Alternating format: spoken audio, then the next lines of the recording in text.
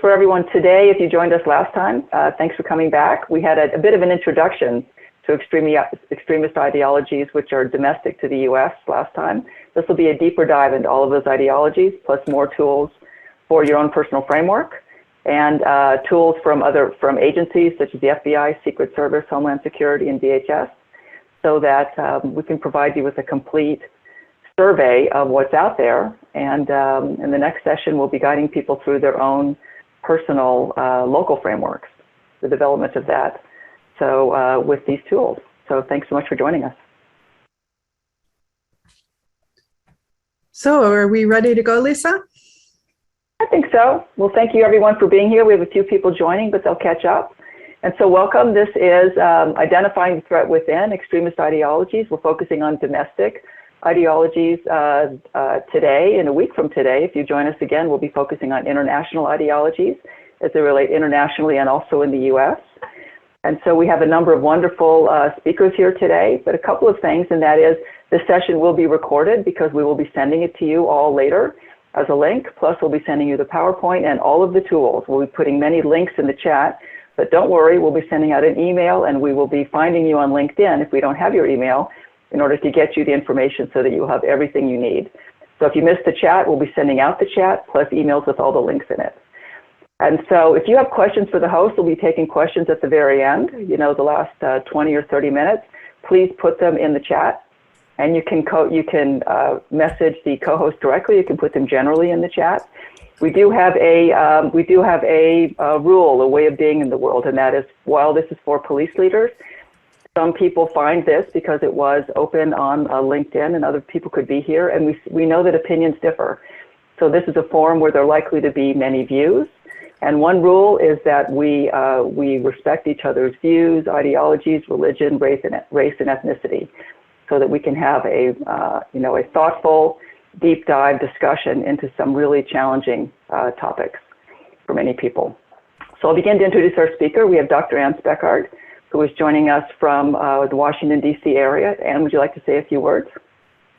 Yeah, hi, I'm the director of the International Center for the Study of Violent Extremism, and I've been interviewing terrorists for about 20 years. So I've interviewed ISIS, Al-Qaeda, Al-Shabaab, Palestinian terrorists, Maldivian terrorists, and in the last year, I started interviewing white supremacists, so I interviewed about 50 of them. And I'm a psychologist, so I do in-depth psychological interviews. And one thing that's kind of cool about our center is that we rely on first-person data, and we video our interviews in the last 5 years. And we asked people if we could please use parts of their videos to create what we call a counter-narrative video. And that's to use the insider to speak back and to warn people, don't get involved in these kind of things. I'll be speaking more later, so I will only say that. And thank you for coming, and I hope this will be worth your time. Wonderful. And we have Molly Ellenberg, also from ICSVE. Molly, would you like to say a few words? Oh, hi everyone, sorry about that. Yeah, my name is Molly Ellenberg. I'm a research fellow at ICSVE, and I do most of the data analysis of the interviews as well as the counter narratives. Wonderful. Well, thank you so much. And we have TM Garret. TM, would you like to say a few words? Absolutely. First of all, thanks for participating today. TM Garret. I'm working with ICSVE full-time since June last year. And before that, we already had a collaboration since beginning of 2021. I was a part of and also turning them into the common narrative videos that you can see out there on escapehate.org. And this is very valuable work, and I'm very, very happy and proud to be part of this. Wonderful. Thank you, Tia. And today we have a guest. We have Commander Robert King from the Portland Police Bureau. Robert King has a bit of experience in extremism, as you might imagine. And Robert, would you like to say a few words? Good morning, everybody. Good to be with you today. Excited that we can all be together on the platform to have the conversation, and I'll have some opening remarks here in just a minute. Why don't you go ahead, Robert? We're going to move right into the program after you. Okay, sounds good. Good morning, everybody. I am retired from the Portland Police Bureau as a commander. I served there for 27.5 years. Today, I'm the National Director of Training for a company called Contingency Consulting. And at Contingency, we train and equip people to survive extreme situations. So, Lisa, thank you for the invitation. This is really a word of encouragement to everybody that's on this call. Lisa, I'm grateful for you and Police to Peace and everything that your organization does. Thank you for your leadership. Thank you for bringing us together. And thank you for doing this life-saving work. Following my retirement from policing, I was retired about a year, but then the mayor of the city of Portland, Ted Wheeler, called me and asked me to be a senior advisor in public safety. I accepted the position. I began the work in April of 2019. And just as I entered the mayor's office, we began planning for a demonstration that was scheduled for June the 29th. As most of you know, in Portland, as it is all across the country, demonstrations and protests have escalated, especially since the 2016 election. The intensity of it, the tempo of it, the frequency of it has escalated significantly compared to past years. And I believe the country, I think we all recognize, has become increasingly polarized, both far left and far right. We're seeing that play out every day on the news. On June the 29th, the demonstration that occurred in downtown Portland, there was an individual who was assaulted by members of a far left group. He was struck by a milkshake that was believed to have an inflammatory agent. And this person claimed that the police were unwilling to help him and to protect him. And his story went viral on social media. He amplified his message on a national stage. He later wrote a book. Now, as a result of this incident, far-right extremists then threatened to come to Portland on August the 17th, and they said they were coming specifically to injure and to kill members of the far left. Now, the threats were specific and they were intense. We took them very seriously, and it resulted in a planning effort that was, in many respects, was unprecedented. The city, the county, the state, and federal law enforcement agencies began a process of planning, working with the community and the business community to prepare for what if we were all concerned, was going to be a violent demonstration in the city. Now, the Mayor Wheeler, established a broad-based community coalition. Community came together. Together, the community took a stand. They held a press conference. They had a message, and their message was simple. It was that they opposed criminal violence in our city. They said that extremists were not welcome in Portland.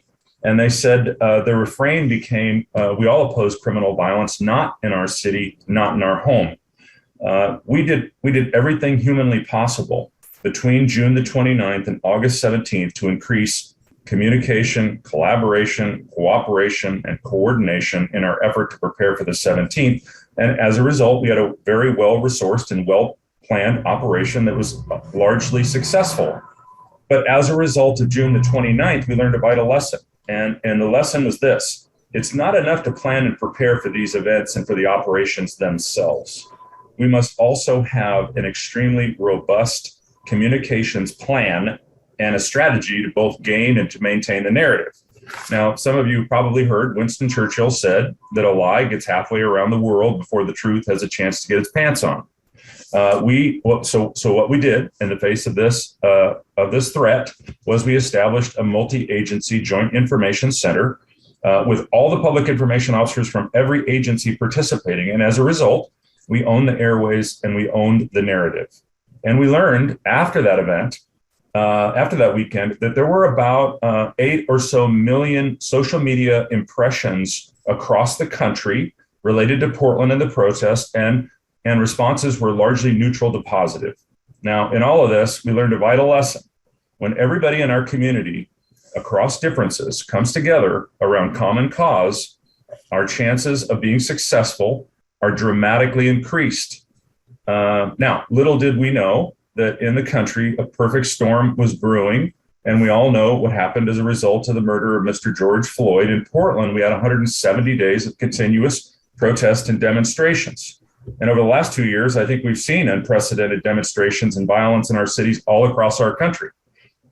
You know, thankfully in Portland, related to the violent demonstrations, for the most part, We've come through a very challenging time. It's not by any means over, and we certainly have scars, but we've learned vital lessons from these painful events. And we are today using those lessons to prepare individuals and organizations for what's to come. So just recently, I started reading a book by Senator Raphael Warnock, and I share that with you because the title of his book is A Way Through No Way. It's A Way Through No Way. And I share that with you because of the challenges that we face. His title for his book is grounded in the African American church. And what he says is through faith, hard work, and unity, there is a way through every difficult and extreme situation any one of us face. Now, we all know that the extremists are dangerous. They're radicalized, and they have an ideology, whether it's far left or far right, or wherever it occurs in our country or wherever it occurs in our world. And it's coupled with their willingness to commit acts of violence, including homicide. So our job is to take a stand against this criminality. Everybody on this call opposes criminal violence. And if we stand with the community and we stand against the violence and we tell the extremists they're not welcome here, we plan and we prepare and we communicate well and effectively, we are going to increase our chances of success in the situations that we face, whatever they are. So I'm going to close by sharing with the group at the beginning of this conversation today what helped get me through 170 days of protests and demonstrations in Portland. I'm going to share with you the Stockdale paradox. Maybe some of you have heard of Admiral Stockdale. He was a Vietnam fighter pilot shot down in 1965, and he was a prisoner of war until 1973. He was interviewed for a book, Good to Great, and Jim Collins, the author, asked him who did not make it out from their captivity. And he said, that's easy. It was the optimists. They were the ones who said that they'd be out by Christmas, and Christmas would come and Christmas would go. Then they'd say, we're going to be out by Easter, and Easter would come and Easter would go. And then Thanksgiving, and it would be Christmas again. And the admiral said that those men died of a broken heart. And what he learned from that, the vital lesson that he learned from that in facing adversity, like the adversity that we face in dealing with these extremists, you must never confuse faith that you will prevail in the end, which you can never afford to lose, with the discipline to confront the most brutal facts of your current reality, whatever they might be. So the admiral's resolve strengthened me in the face of overwhelming and exhausting events. I hope that you take encouragement from him as well. The work that you're doing on this call today, the planning, the preparation, the communication, the collaboration, the conversation sponsored by Police to Peace, I believe will go a long way to protecting our community. Thank you, Lisa, for having me on. Robert, thank you so much for those words, inspirational. And I'll put Robert's contact information in the chat, Robert, if that's okay with you. Any of the police leaders would like to reach out. That was wonderful. One more word and then we'll start the presentation, and that is, as Robert mentioned, we are Police to Peace. We're a national organization that we advance the framework of police officers as peace officers. And we do this for a very particular reason, but we get this question, doesn't that mean soft on crime? And our answer is no, that means smart on crime. And it means policing that's effective, empathetic, and just. Thinking about those words, effective. So being a peace officer actually means being smart on this and being prepared. So quite frankly, the unthinkable doesn't happen in our communities. So with that, I will turn it over to Anne and we can begin the presentation. Thank you so much. Thank you, Robert. And Molly, if you don't mind putting the PowerPoint up. This is the second session in identifying the threat within. The first two are focusing on domestic extremism. Next time we'll focus on international, and the fourth one, international and also infiltration into police forces. So as you know, we're a research organization. So this will be a presentation about our research, what we know. We hope we helping to prepare you to face these threats and to think smart about them. So let's go to the next slide. Next one. So prevention and early intervention is our goal. Of course, you want to intervene before somebody shoots up a synagogue, shoots up a grocery store, attacks the police, or it just gets, the reciprocal violence gets so ugly that they're out on the streets for as long as we just heard. But we know that when we're looking at domestic violent extremists, they're often following some kind of political propaganda or conspiracy theories. These are generally coming to them over the internet. And the social media algorithms we have today put people down a rabbit hole. So if you start listening to one thing, it just keeps growing and growing and growing for you. But you also may fall into a group where you learn it from, you join the Proud Boys, and then suddenly they're filling your mind with things. Some of these people are angry. Some of them possibly have legitimate grievances, but others are simply feeling entitled and aggrieved that their entitlement is assaulted in some ways. They may feel sacred values are being trampled upon and violated. So just recently, we saw two really disturbing events around LGBTQ events. But we also know that our country has become really polarized, and some people have really liberal values on this, and some have really religiously conservative values. Same thing with the abortion debate. And when people feel that their sacred values are being trampled upon, they may move to violence. And that's the most important thing that we need to understand about today, is that people that are vulnerable and motivated into action by a group, its ideology or social support, may come to believe that violence is the answer. And I'm calling this the 3 Ps. We have a polarized country.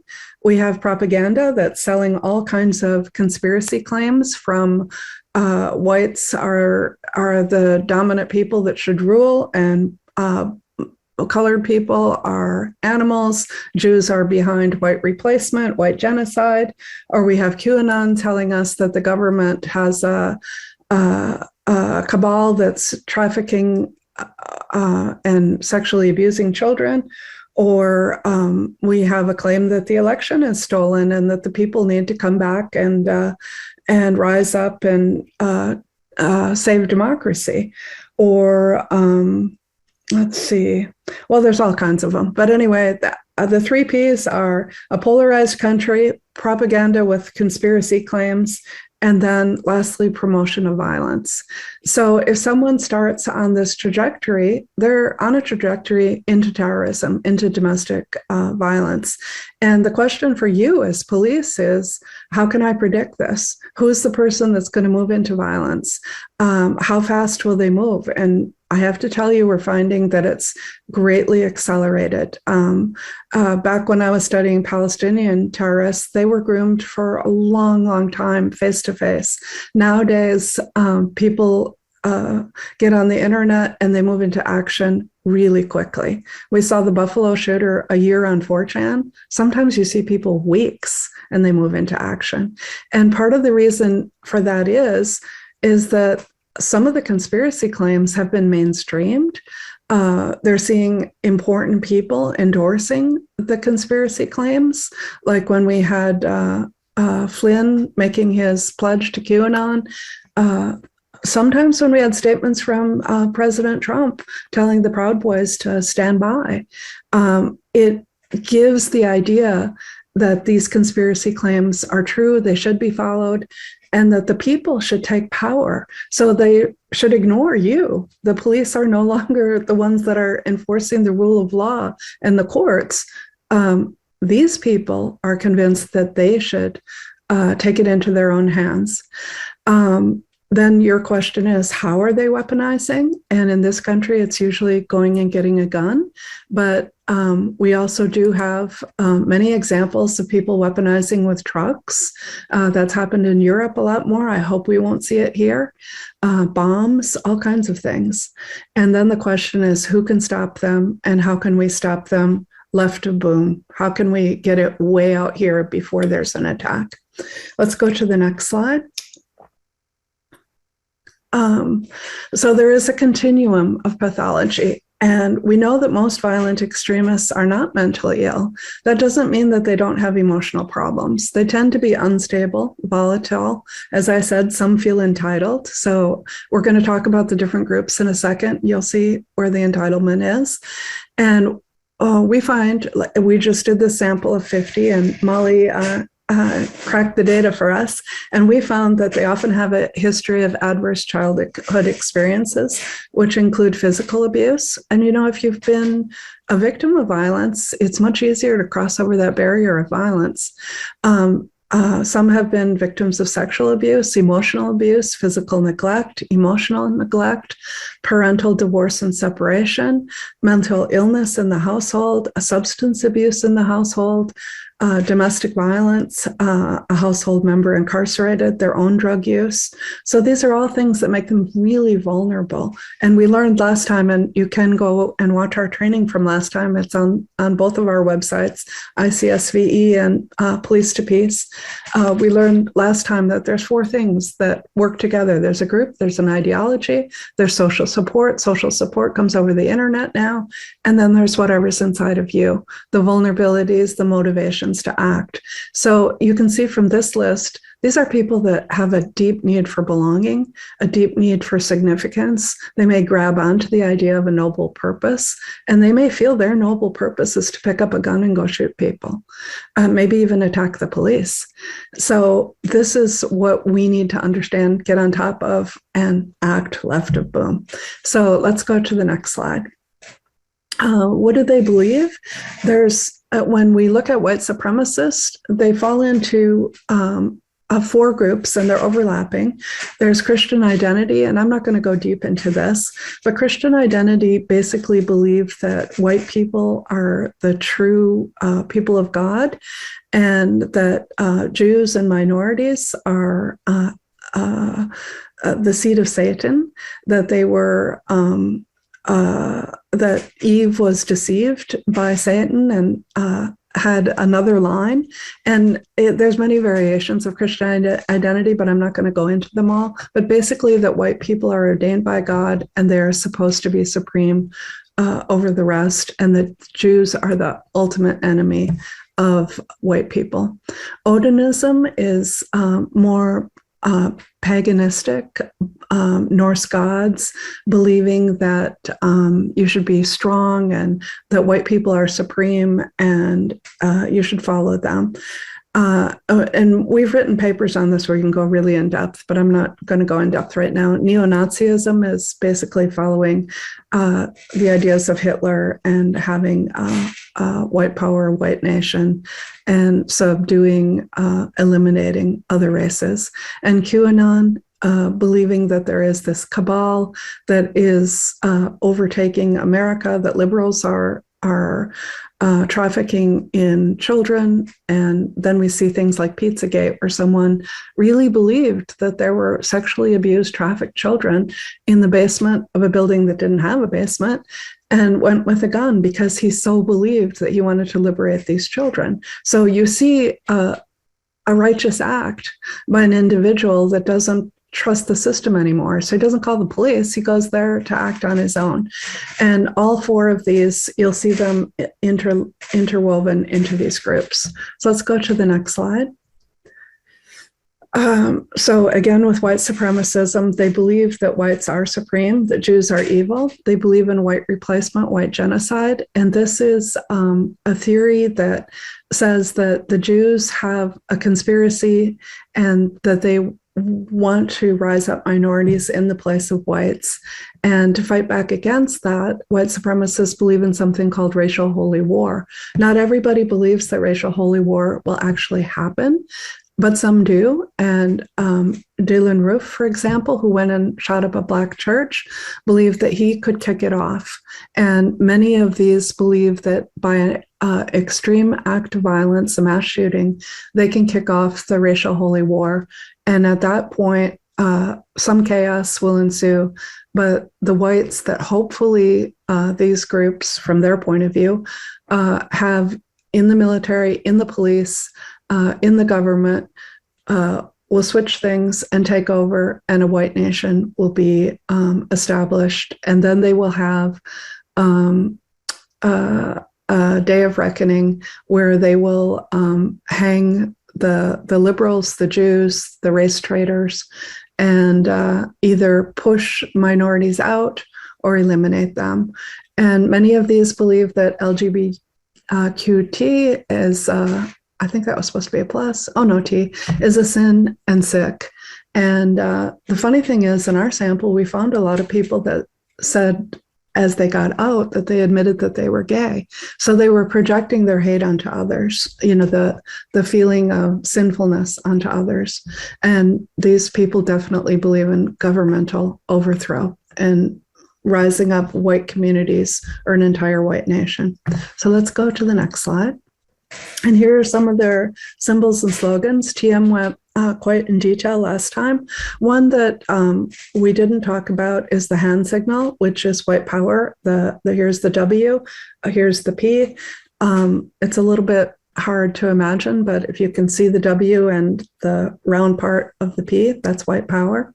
And if you go to the ADL site, they have every white supremacist symbol, every extremist group's symbol. So you can study them and get up to speed for your force and find out what symbols you're seeing in your community, tattooed on people's skin or on their T-shirts, on walls.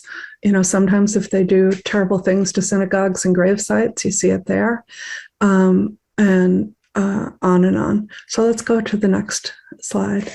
So let's look at the Proud Boys. What do the Proud Boys believe? They say that they're standing up for Western chauvinism. They don't like the drug war. They're against political correctness. They don't want to have a sense of racial guilt. So they don't care if things were unfair. They don't care about slavery. What's done is done. And they don't want to feel any guilt for that. They want small government, and they venerate housewives, women that stay at home, raise their families. They're generally Islamophobic and transphobic. They're really big into drinking, partying, and violence. So a lot of these gang type groups love to fight. And our respondents told us if they couldn't find other people to fight, they'd fight each other. And we know the Proud Boys have been charged with seditious conspiracy related to their actions on January 6th. And I'm going to show you a video in a little while of one of the Proud Boys that we interviewed, and you'll see how the progression happens. So let's go to the next slide.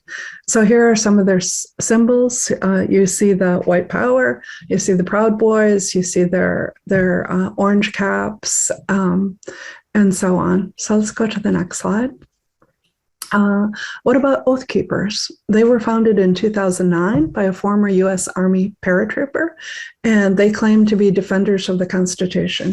So here you see this conspiracy claim that, the military is not enough of a defender of the Constitution. These guys, as a militia, are going to defend the Constitution. And unfortunately, they have high numbers of current and former law enforcement, military, and emergency first responders among their ranks. And they believe that the government is conspiring to strip Americans of their civil liberties. And they are preparing to fight back against what they call a new world order using paramilitary tactics. So these are not people that you really want to run into. And they also have been charged with seditious conspiracy related to their actions on January 6th. And if you watched video from the January 6th hearings or video in the last year, these are the people that came with their backpacks, with their military gear, with their tactical equipment. I mean, they had bulletproof vests, the whole deal. Let's go to the next slide. So here are some of their insignia. And I wanted to show you this. This is a policeman. I believe he's from California. And he's wearing Oath Keeper. You see the thing with the flag and the little, on the bottom, it says the Oath Keeper. This is a policeman wearing this. And so this is something you really need to think about with your own ranks. We're going to get into that in the 4th training session more. But since I came across it, I thought I'd put it in with the symbols. Let's go to the next one. The 3 percenters, they're not as organized, and they're a militant anti-government, or they hold an ideology, and they say that only 3% of the American colonists fought against the British during the American Revolution, and they now claim to be like this 3%, resisting what they call tyranny of the U.S. government, just as the colonists did back in 1776. This movement was initiated in 2008, and it's got its full doctrine posted online, and they tell gun owners to fight and shoot back if the government institutes gun reforms. So now after the Buffalo shooting, when we're having a really serious discussion in this country about would we ever limit access to automatic rifles, which are oftentimes used in these school shootings and mass shootings, these people are saying no. If you try to take our guns, we're going to fight back. And they're active on social media. There's chatter all about how they're going to defend with their weapons if there's any kind of gun control, new gun control. And they were involved in the plot to kidnap and execute Gretchen Whitmer in 2020, although I think they all got off. So let's go to the next slide. Here are some of their symbols. And here we see tyranny becomes law. When tyranny becomes law, rebellion becomes duty. So again, you see taking the law into my own hands, the cowboy mentality. I need to go get my gun. I don't rely on you guys. I'm going to do it myself. And you can imagine if there's emotional disturbance, mental illness, drinking, these are just disastrous and dangerous. Let's go to the next one. Patriot Front, we all saw them last week. They were founded in 2017 as an attempt to rehabilitate the image of the explicitly fascist vanguard America after Charlottesville, when Charlottesville turned so violent and there was a killing of a counter-protester. And they seek to cast themselves as mainstream patriotic Americans. They want to revive an American identity, and that's based on, when you hear pan-European heritage, it means white. They want to make America white again. And they have calls to establish a white ethno-state. And we just saw that 31 members were recently arrested in Coeur d'Alene, Idaho. Idaho's had a lot of white supremacist activity over the years, and where they allegedly planned to riot at a pride parade. And they had a lot of gear. And not only that, after the police made the arrest, they've started to get threats from all over the world, death threats to the police for having arrested these people. So, you know, they're a threat to you as well as to our democracy. Let's go to the next slide. Here are some of Patriot Front's symbols and slogans.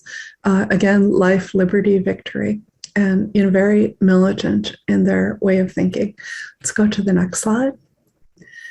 So the accelerationists, some of these things, you know, you'll see overlap. It's not, you know, you're just one or just the other. They seed each other and they feed each other. So on the internet, you can go into a forum of a white supremacist group, and there's all kinds of QAnon speaking there. Well, accelerationists are involved in a lot of these as well. And actually, the whole accelerationist ideology is anarchist. So I lived in Europe for years and years. My husband's a retired U.S. ambassador. And we saw the anarchists all through Europe, especially in Greece, where we were posted. And it's the same thing, although it's in this country coupled with white supremacism. So it's an ideology embraced by many far-right and white supremacist groups, and they want to hasten the collapse of society. They believe that you tear it all down, you start over. So they want to start a race war. So a mass shooting, a mass killing, an explosion, anything that will start this second civil war to fight back against the Great Replacement white genocide. In New Zealand, we saw the worst adherent of this ideology, Brenton Tarrant, who went and shot up a mosque. But we see it here as well. And they believe that mass shootings will have a domino effect. And we know this in psychology. Suicides, mass shootings, all of these things, you'll see copycat crimes immediately after, especially if the person gets a lot of press. And that's an important reason not to mention their names, oftentimes, to speak of them as despicable people, not to show their pictures, not to show tell their names in the press as much as you can minimize that. But they believe that it will have a domino effect, that it can lead to radical change, and that that's necessary to save the white race from destruction by nefarious forces, particularly the Jews. And the goal is chaos and destabilization. And these things were written about in the book Siege and the Turner Diaries. And when Oklahoma City attack happened, that was right out of the Turner Diaries. So these people see this as an instruction manual of how to carry out their attacks, how to think, and how to organize themselves. Let's go to the next slide. Accelerationist. So they want to burn everything down. They believe in violence, both to target their enemies and to instigate an overt and extreme response from the government so that all of us will turn against the government. And we now have a DHS warning that are saying white supremacists were encouraging followers to capitalize on the unrest by targeting police with Molotov cocktails and firearms, inciting followers to engage in violence and starting what they call a boogaloo.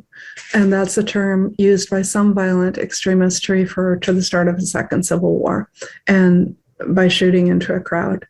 Let's go to, thank you, Lisa, for posting that. Let's go to so these are some of the things that you see among accelerationists. These are mostly boogaloo boys, which we'll go to in a second. Let's go to the next one. So the Boogaloo Boys, they're an accelerationist group which supports the Second Civil War, and they are different than a lot of the far-right groups. A lot of the far-right groups will tell you they're back the blue, they're with the police, they have conservative values, they say they believe in law and order, although it's law and order for white people, not for everybody else. But the Boogaloo Boys also have a deep opposition to law enforcement, and they include white nationalists and white supremacists. Some are libertarian, and some are even anti-racist members, but they seek to overthrow the current U.S. government. They see it as tyrannical, and they're not considered a hate group as much as an anti-government movement. And the next slide. Well, you saw in the previous slides how they wear these Hawaiian shirts, and these are some of their emblems. So let's go to the next one. And I know I'm going fast, but this will all be up on the website. You can study it to your heart's content. So let's make sure we mention both sides of the story. And our brave police commander who started us off was telling us about what he was facing out in Portland. Antifa, what do they believe? Some are anarchists. Some believe in the overthrow of the government or tearing everything down, starting over again. And it's a movement that's global. It takes different forms in different countries. When we lived in Greece and Dan was ambassador there, he was named on anarchist as one of the targets. That they wanted to kill him. They wanted to take out the press, the government leaders. They wanted to tear it all down, start over. But they're also against fascists. So a lot of these people are less violent, but believe in an ideology that fascism can never be allowed to mainstream again, as it did in Nazi Germany. And we do see the Proud Boys now transitioning to trying to enter government into political roles. We did see Donald Trump saying some things like stand down, but stand by to the Proud Boys. And anytime it's getting mainstreamed, they believe that it has to be stopped. And sometimes at any cost. They believe the police are part of it. And I'm speaking about Antifa as though it is actually something organized. It's not necessarily organized. It's not a group necessarily. In Portland, there is the organized group. They believe violence is justified. They're very confrontational. They have slogans like punch a Nazi in the face or punch a MAGA in the face. They use piss balloons against the police.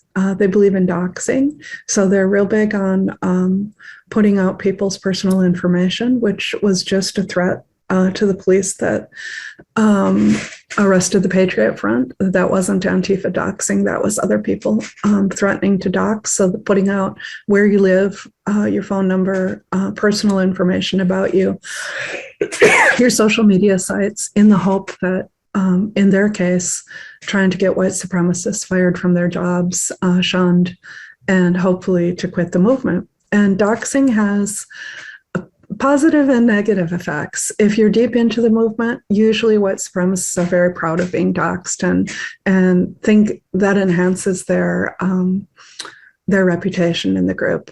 If you're more peripheral, it makes you think twice. And some people have quit over doxing, which is wonderful. They're also big into infiltration, so they try to infiltrate the groups that they oppose. Let's go to the next slide. Here are some of the things that you'll see for Antifa. Let's go to the next slide. QAnon. So QAnon is basically an umbrella of conspiracy theories. We had, I don't know if he's here today, but we had Wilson Warren, our research fellow, infiltrate about 15 white supremacist groups. He went online and just used a name that would be accepted. And he is white, he's male.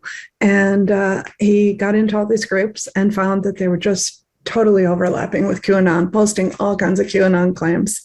And you can read the paper, the report that he and our center generated. It's on our website. But what do they believe? They believe the election was stolen, that there's pedophiles in government, and that they're trafficking in children. We saw the worst situation in Pizzagate, as I told you, where someone came with a rifle and wanted to rescue those children. And for me, I spent a good deal of my career treating people that were sexually abused. And I have to say, the stats are something like 1 in 5 children get molested. So think of all the people that never tell anybody. And they're carrying this secret inside. And then they start hearing all this conspiracy theory that there's a pedophile ring in government, the children are being trafficked. They can be moved into action because of their own pain, because of their own, what happened to them should never happen to any other child. And then if they have a gun handy or they can get a gun easily, you'll see things like Pizzagate. So that's something you just have to be aware. What are the claims QAnon's making? How can they move people into action, believing things that are just outlandish? Liberals ruining the US, it depends on your point of view. That might be true.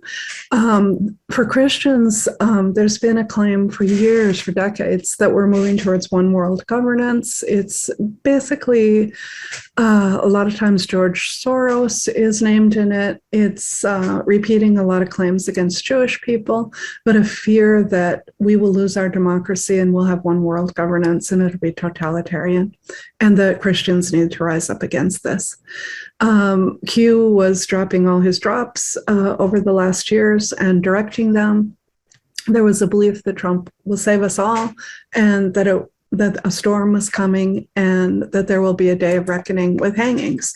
So the guy that you're going to see, the Proud Boy, I stayed in contact with him after we were made our interview, and he was sending me all kinds of QAnon videos, and he deeply believed that Trump was going to come back into power even after January 6th, and that there would be hangings all over Washington, D.C., of liberals and people that were enemies of the state.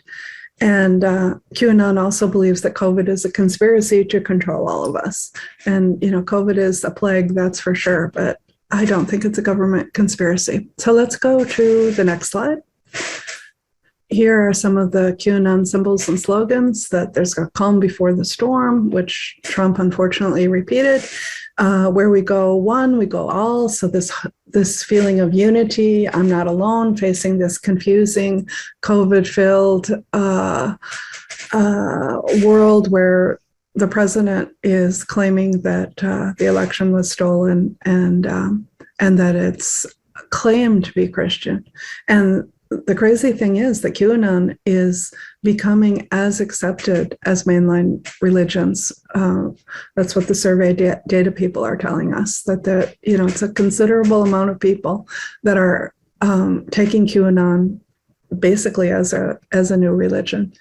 And probably all of us have relatives that are following it. I know I do. So let's go. Let's see, abortion clinic terrorists. Hopefully we're not going to see this again. This is more of the 80s, 90s thing. But, abortion is a really contentious issue now that we're having laws against abortion in many states. And the laws defining abortion as murder, and that the people that carry out abortions, assist in them, can be tried, indicted on conspiracy charges for murder. And this falls into the claim that unborn are human beings, which you can have different views on. I mean, they're certainly genetically human beings, but what are their rights under the law is up to the courts, not up to science. But the claim is that abortion is murder, abortion is genocide. So when those sacred values are trampled upon, sorry, that's my son. Sorry, that property damage is justified, violence is justified, and we often see assaults or vandalism. So we've had abortion clinic shooters.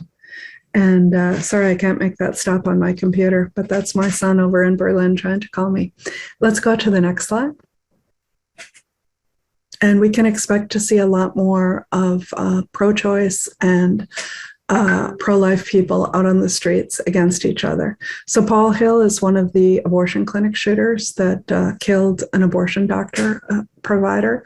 Army of God is the people that have written an entire book telling people how to carry out property damage, why they should stand up for the unborn. They say the souls of the unborn are calling to them, and if they're good Christians, that they will stand up and defend the lives of these unborn children.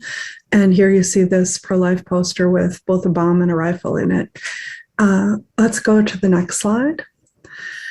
Incels. So you see that you just have this huge spectrum of people that can be violent extremists. So incels are involuntary celibates. They blame women, feminism, and gender equality for their lack of romantic or sexual experiences. They're men, although there is a movement of women who also call them, and they are the ones that actually came up with the name involuntary celibate.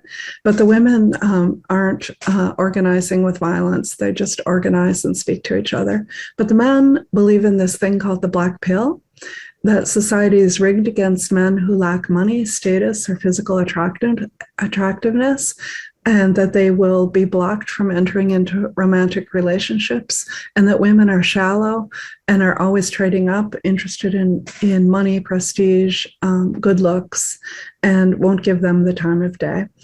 They direct their violence primarily at women, as well as good-looking men who they claim get all the women, and they call those men chads, and they're the so-called alpha men who they say women prefer. They exhibit a great deal of self-loathing and suicidality, and they communicate with one another almost exclusively online.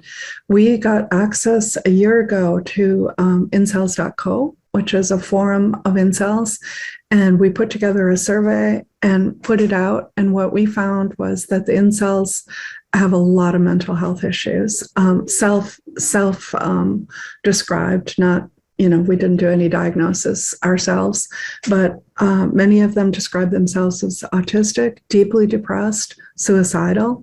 And we know when people start to believe a virulent ideology, if they're also suicidal, and we found that the incel forum, this is the main incel forum, promotes believing in the black pill, promotes despair and suicidality, even has a sister site that tells people how to commit suicide.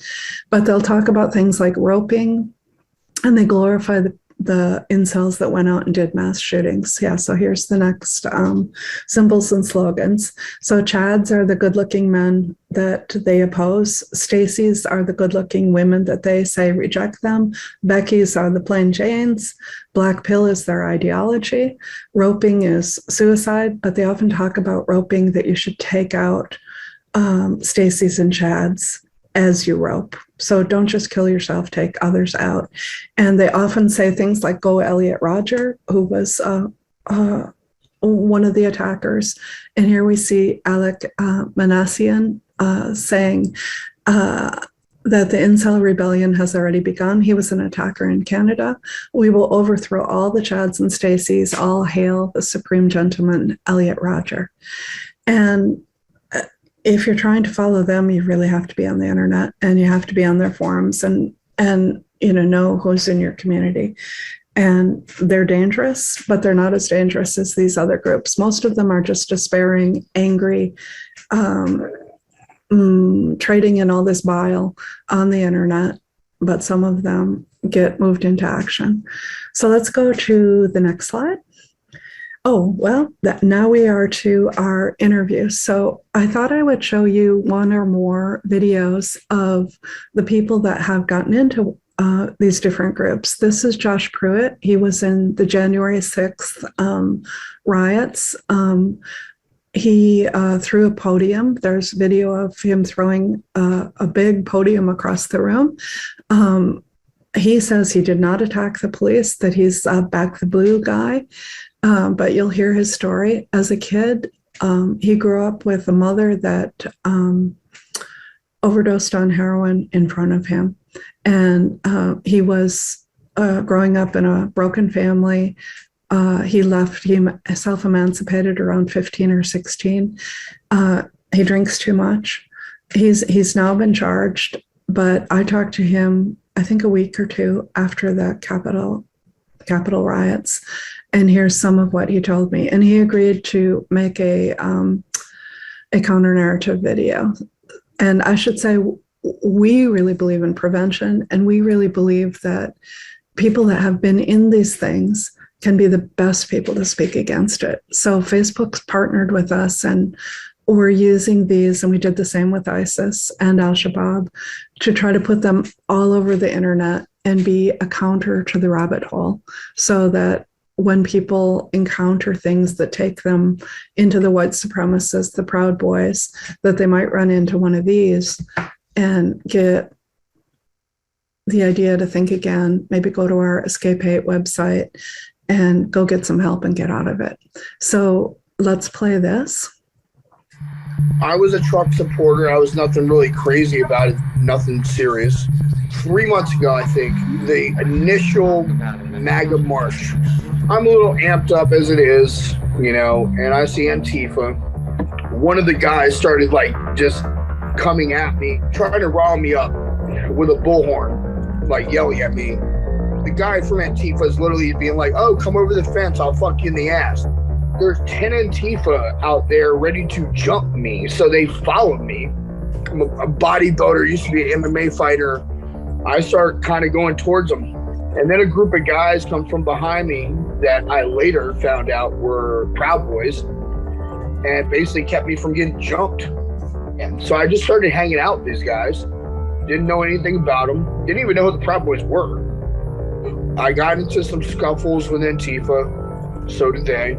They all swung at me first, and I protected myself. So had a knife swung at me, I moved his arm, and I knocked him out afterward. But the person that I'm right beside, that I grabbed somebody off of him and saved him from getting jumped throughout the night, ended up being Enrique Torres, the leader of the Proud Boys. So by the end of the night, he asked me to join the Proud Boys. That video got 17 million views. I'm bald, white, and big with a beard. So I fit the narrative of what they want to see as white supremacists. I basically got doxxed at that point. They want to make me out to be this monster, lost a bunch of friends, not able to get a job in DC anymore. There's nothing fucking racist about me. The majority of my friends that still talk to me are black from my childhood. These are childhood friends, and they all know it's bullshit. The last thing that you ever think in your life is that you're getting into a racist organization when the president is Puerto Rican and black. So I went to the second one. We got into it a few times. After that night, I heard I had a price on my head from Antifa and BLM. So then it goes down to, I guess, the third one, which is the 6th. I don't think I heard a freaking single word that he said because you just couldn't get that close. So then we obviously walked down to the Capitol where they're like getting closer and closer. And it was really weird because like the last thing you would think that anybody's going to go into the Capitol. I didn't go in through a broken window. I walked through an open front door with cops waving me in the door like it was okay. I mean, if they're waving us in, they're inviting us in. I hit one person in that building, and the one person I hit was somebody swinging at a cop because I don't believe in that. That's bullshit, and that's not what we were there for. I went in there as a goddamn patriot, not as a rioter. There was some dumbasses in there for sure. Going in there and stealing shit and going and taking pictures of people's offices. Like, what are you guys doing? I mean, it's fucking disgusting. I literally had 2 cops tell me straight up to my face, can you help us? You're obviously the voice of reason, because I was trying to back people up and literally telling people we need to leave. Then I started just walking around looking for a damn exit. Finally, I get out of there. They arrested me out front for curfew, trying to walk into the hotel I'm staying in. I got approached by people at a bar just trying to watch football that tried to attack me. I've gotten death threats. I'm just scared for my goddamn life right now. I want to leave so bad. I'm not trying to run. I just don't want to be here. There's nothing like everybody hating you. It's people that don't even know you. My advice would be you need to actually think about what you're doing before you do it. That spur of the moment shit, that's when you make bad decisions. Your intent can be good, which I've proved, but nobody knows what you're actually thinking. Do not become a part of anything that you don't know the whole background and the story on. They might have a reputation of being something worse.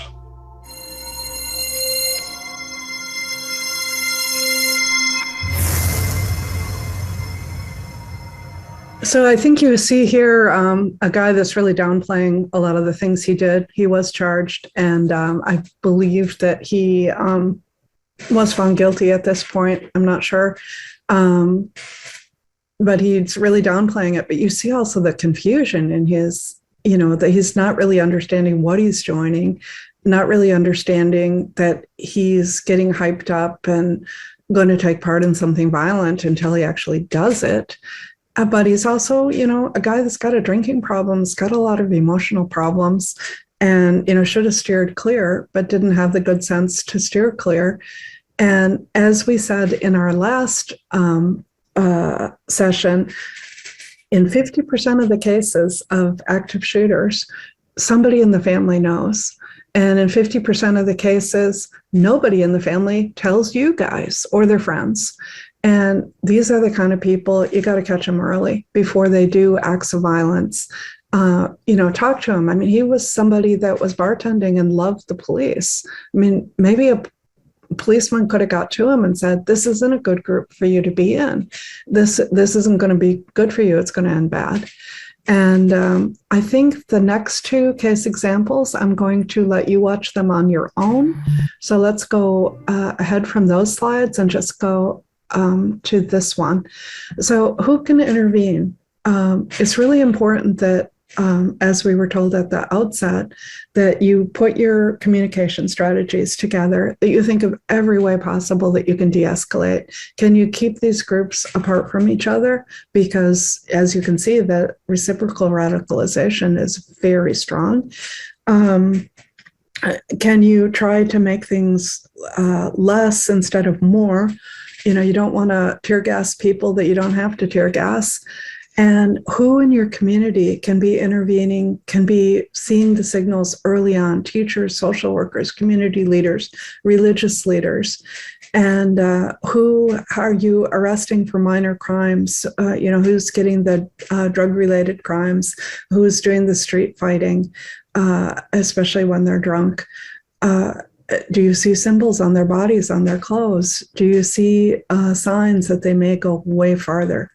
Can you talk to them? Can you talk to their family members?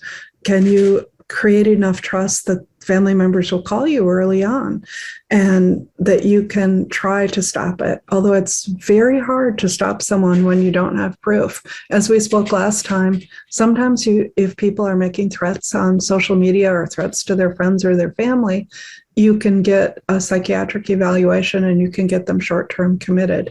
That's a short-term answer, but that's not a long-term answer.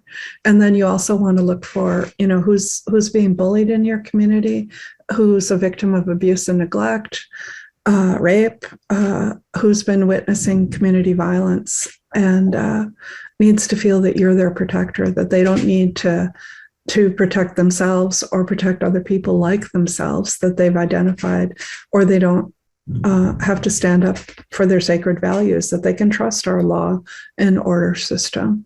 Let's go to the next slide. And what we're hoping is that we can help you build a pre-incident warning system.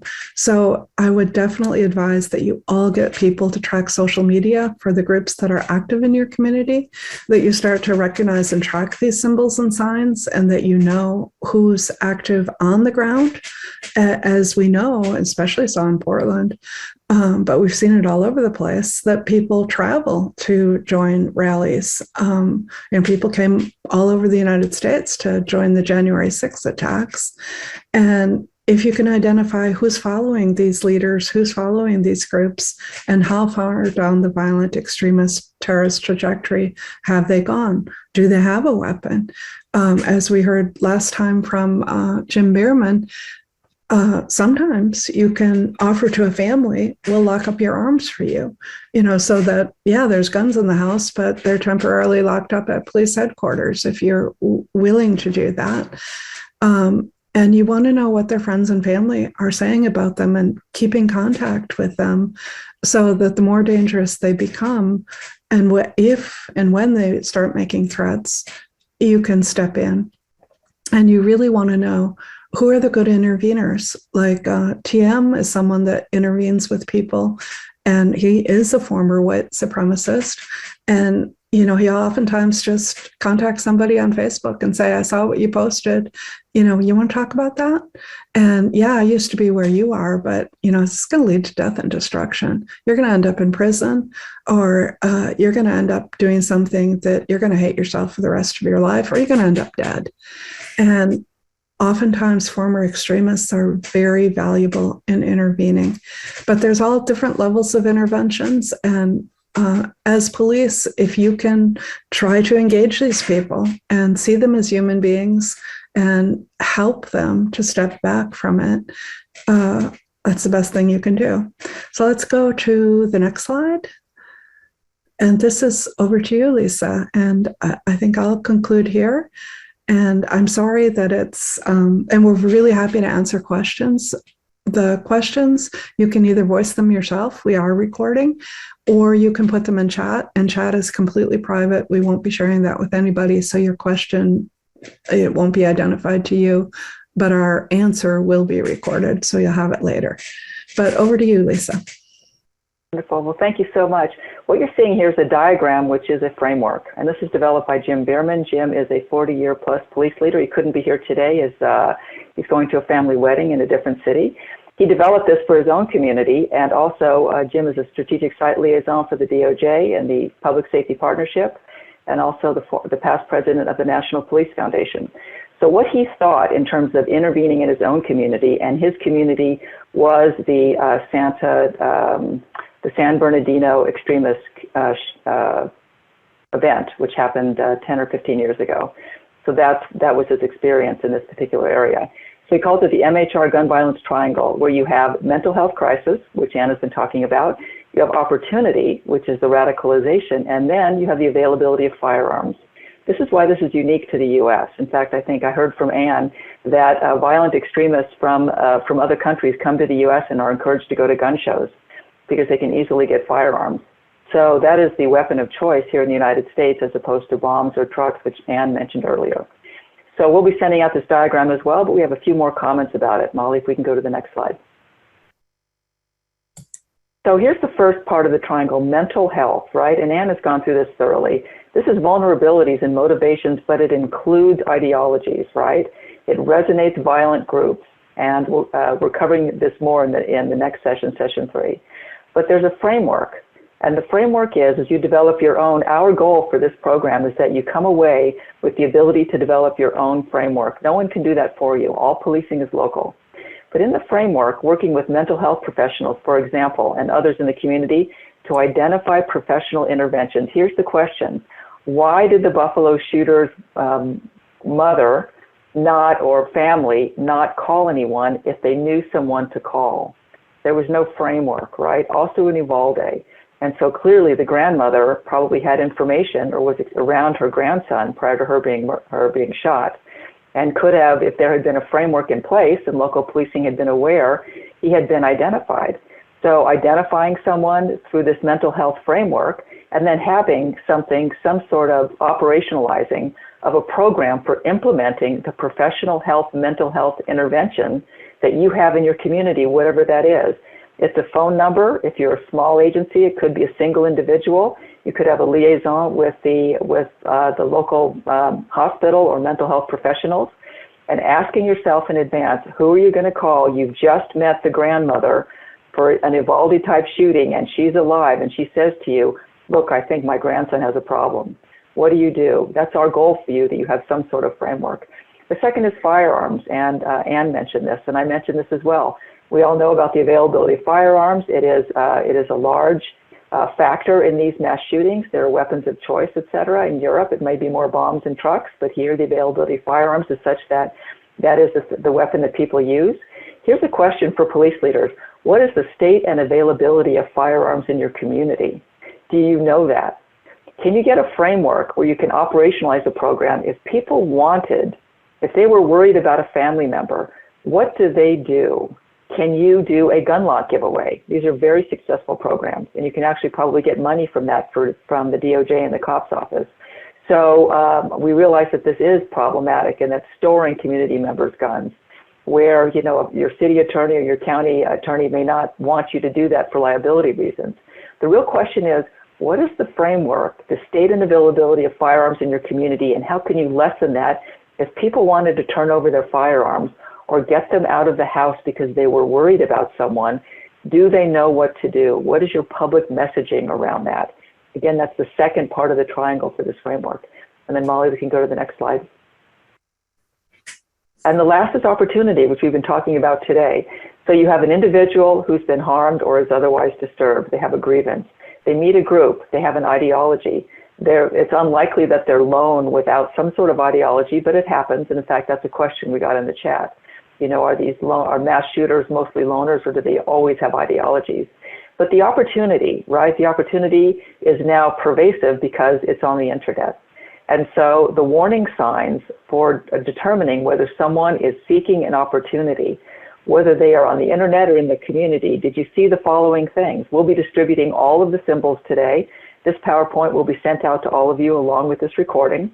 I've already posted the ADL symbols database, which is a very useful reference.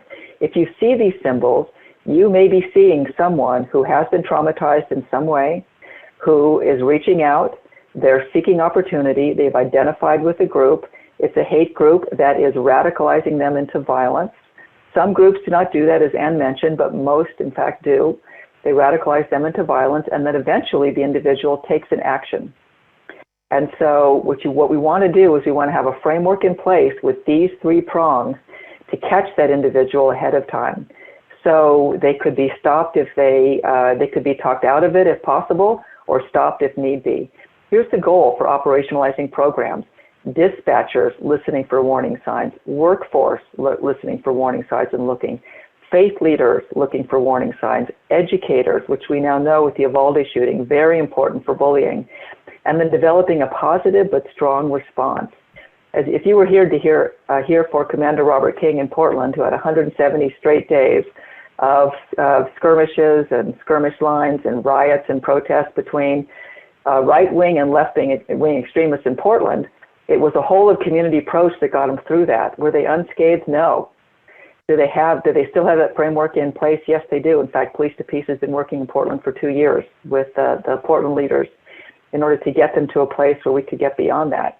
And so it really takes faith, but it also takes a framework that you have in place ahead of time to look for the warning signs and possibly catch someone who might be on the trajectory for this type of violence in your community. So I think that wraps it up. Molly, do you have another slide? All right. Well, we can go on to questions. And I did actually get a question, which was sent to me, and I'll put it in the chat. I'll just read it to you if I may. Sure. How do domestic violence extremist ideologies fit into the mass shootings we are having, or are mass shooters mostly loners? Well, we find that a lot of the mass shooters are following an ideology, and oftentimes they've found that ideology on the internet, or they've become part of a group. So last time we showed a video of Benji McDowell. Benji had decided to join the KKK, and he was a loner. He had learning disabilities. I don't think he was bullied at school, but he, didn't fit in. He was in the classes for people that were, not progressing well in school. And he felt that he was different and unloved. His family was messed up. And he said when he went to his first cross burning and joined the KKK, he was euphoric. He finally found something to belong to. But then he progressed along the terrorist trajectory and got convinced that the Jews were the ultimate enemy. And we call this process directed hate, where you find belonging, you find your specialness, and you find that you are admitted to some kind of esoteric, special, secret knowledge, and you're told who the enemy is, in this case, minorities, and ultimately the Jews. And that then he decided that he was on a mission from God, so even more special, and was going to shoot up a synagogue. He went to seek advice from his imperial wizard, and thankfully the FBI had a relationship with the imperial wizard. So the imperial wizard told him, I will find the person from Aryan nations to sell you the gun that you can use in the synagogue shooting. But what he actually did was put him in touch with the undercover FBI.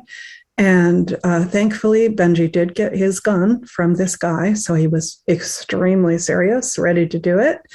And he was stopped. And now in his counter narrative, which you can still watch if you go back to last time's training, he's thankful that he was caught. He understands that he was brought into hatred and that it was a really ugly thing.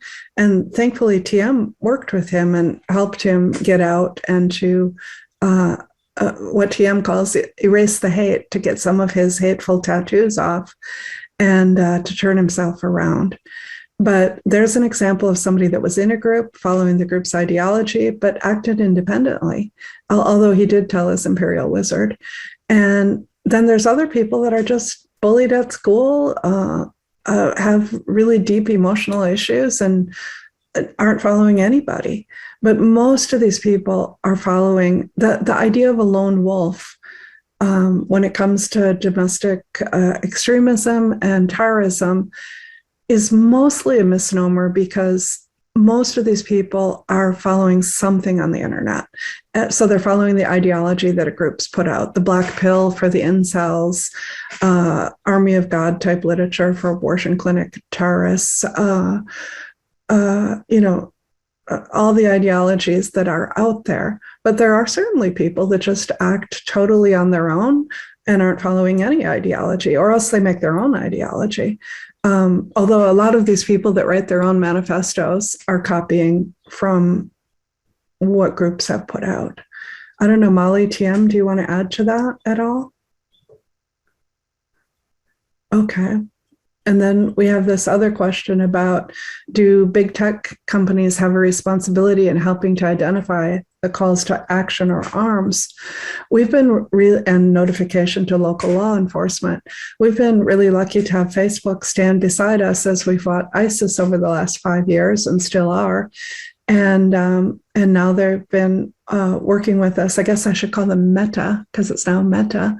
But they've teamed up with us and given us about $500,000 in ad credits so that we can put these videos, a short version of the videos out, just like what we showed you. And then we get all kinds of comments. And we also have our research fellows searching on Facebook, Twitter, YouTube.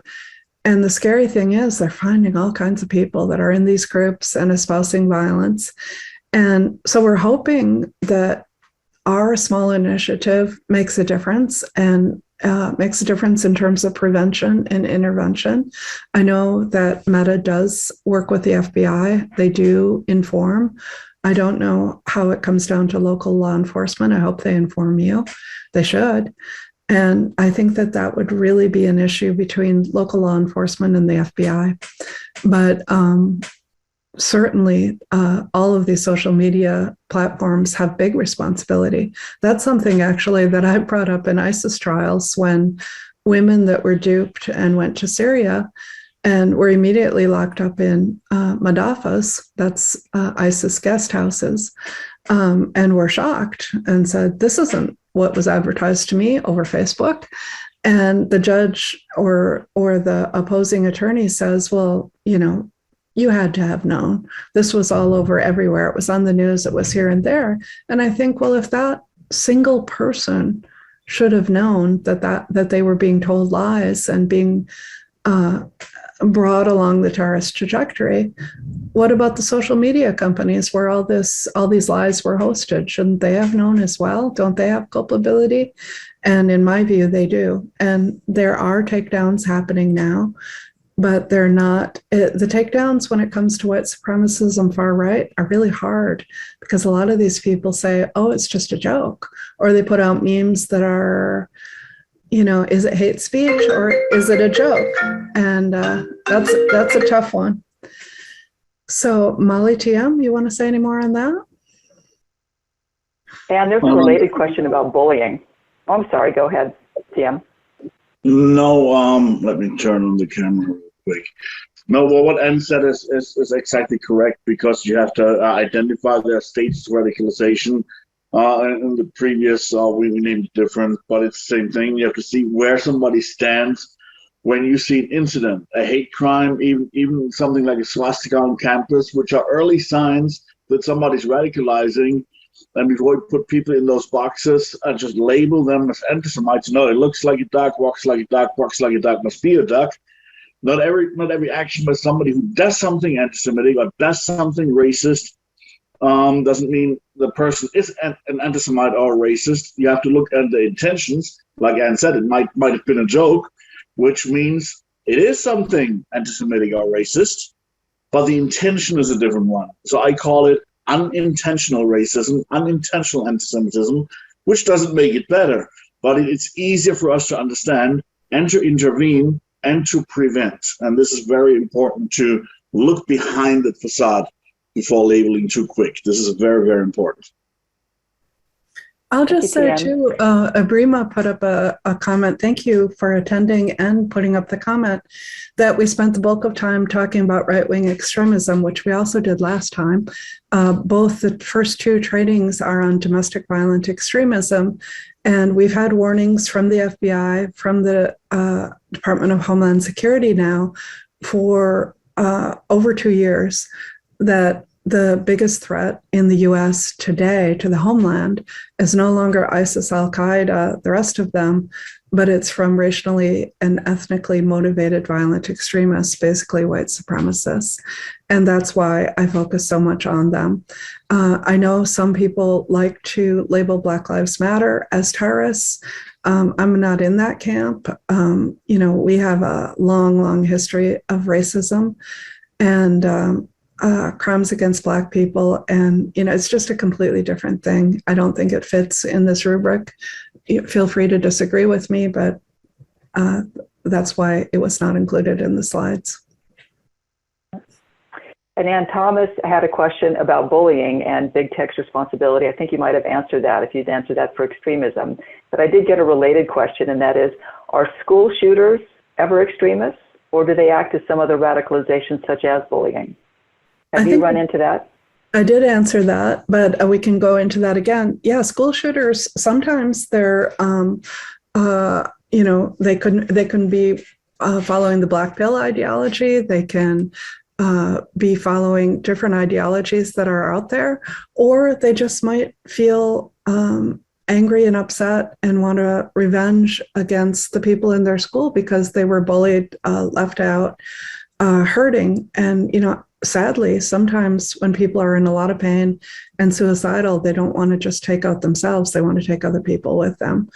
And, but again, I would go back to that when we see mass murderers, generally 50% of the time, they leak some information to family and friends or on the internet, which tells you that you do need to be monitoring the internet as it pertains to your community, and you need to have really good community relations so that all the people that are on the internet will tell you, hey, I saw this, or people that are at school or parents will say, I'm really concerned about this kid. And it's so important as the police to be putting out the initial idea and proving it constantly that your response is not punitive, it's not to escalate, it's not to create negative labels on people. It's to go and see, how can I help? You're a human being. Anger, always, if you go underneath anger, there's always pain.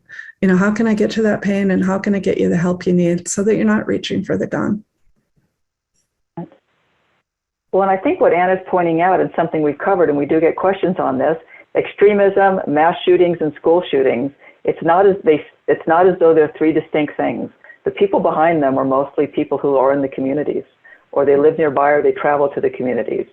For these sessions for domestic extremism, they're not coming from other countries. So while we don't cover mass shootings and tactics, of course, or school shootings and tactics, we're going to be posting in a moment a lot of resources that cover mass shootings, school shootings, and extremism as they sort of converge and overlap, having been animated by these ideologies. And you want to comment a little bit about that?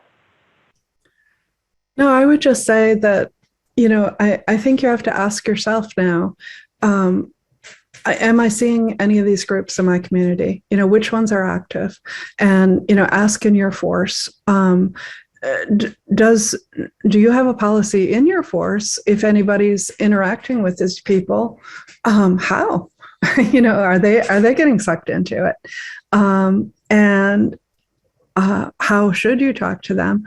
Who are the people that you can call upon very quickly to help you with an intervention? If a family member calls you and says, I'm worried about so-and-so, you may not have very long to act.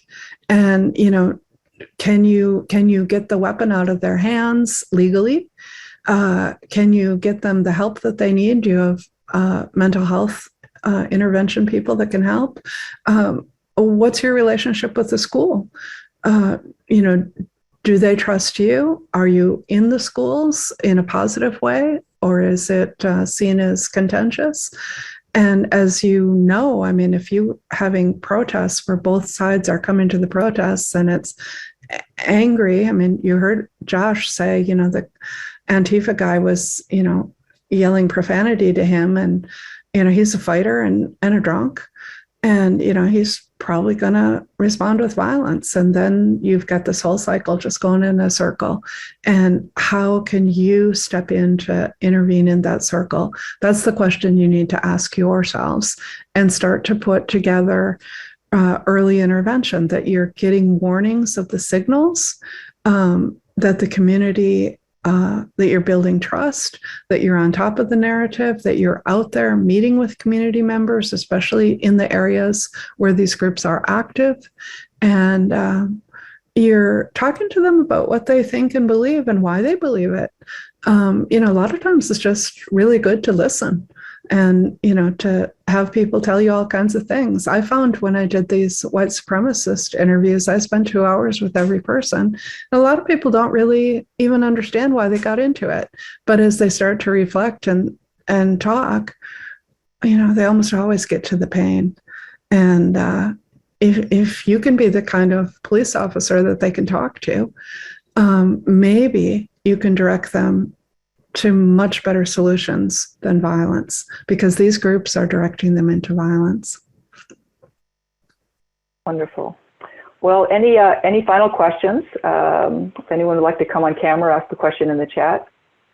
We posted a bunch of resources, again, mass shootings, school shootings, extremism, all of the resources from last time, so that you have the elements of the toolkit, and then we'll be covering the framework of the toolkit, of course, in the next session and the one beyond that. And so what we would like is, because you've joined us, and thank you so much for that, is to get some of your feedback. This is a post-session survey. We got great feedback last time. It's a simple form that asks 3 or 4 questions. We'd like to hear from you about the nature of the session, the information being useful, other topics you'd like us to cover for next time or for sessions in the future. And so if you take a moment to send out this post-session survey. Also, we will be emailing everyone, and if we do not have your email because you came through LinkedIn, we will be messaging you with a link for all of the resources for this, for the recording. And as Ann mentioned, there is a session 3, which is next time, and that is International Extremism, Beliefs, and Intervention. Same time, next Thursday on June 23rd. We'll be providing more tools for your framework, and then here's the event link. Many of you came in through the event link, which you know that. You can just sign up so that we are able to get you information about this afterwards. And again, on the feedback, if we can get information about what would be useful for you, our goal is that individual agencies, and we all know in policing that there are so many agencies and so little national framework for this, that having the tools, there's almost too many to choose among. We wanted to provide a lens which brings together all of the ideologies and all of the tools and the recommendations and the best practices so that you have what you need to develop your own local prevention framework. I'll just add to that too. Last time we posted a number of reports, and Lisa's got them up on the Police to Peace website. We also have them on our website, but we put out a report. Molly analyzes all the data from all the interviews, and Molly TM and I wrote a report called White Supremacists Speak. And so it goes into great detail on these 50 interviews and what we learned from them. We also put out a report on Wilson Warren's foray into the QAnon forums, so white supremacism and QAnon forums.